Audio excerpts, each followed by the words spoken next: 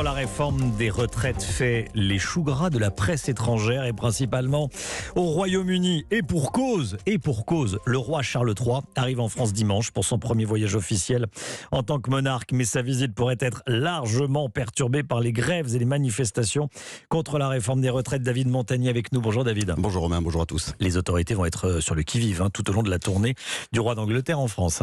Oui, c'est une visite sous haute surveillance, mais qui tombe mal en pleine crise sociale, des manifestations quasi quotidiennes dans le pays. Une difficulté donc de plus pour l'exécutif, assurer la sécurité du nouveau roi d'Angleterre. L'agenda est pourtant chargé pendant ces 3 jours avec de nombreux déplacements. À Paris d'abord, Charles III se recueillera à l'Arc de Triomphe. Il s'adressera ensuite au Sénat, un périmètre où la présence des forces de l'ordre sera importante. 100% des effectifs de la direction de l'ordre public et de la circulation seront mobilisés. Difficile donc dans ce contexte de prévoir des bains de foule. Autre source d'inquiétude pour les autorités, le dîner d'État, il doit se dérouler au château de Versailles, mais des solutions de repli sont étudiées par l'Élysée. Question de sécurité, mais aussi de symbole. Charles III se rendra ensuite à Bordeaux, en TGV. Là aussi, un déplacement à haut risque, puisqu'il faut sécuriser l'ensemble du trajet, les passerelles, les ponts, etc.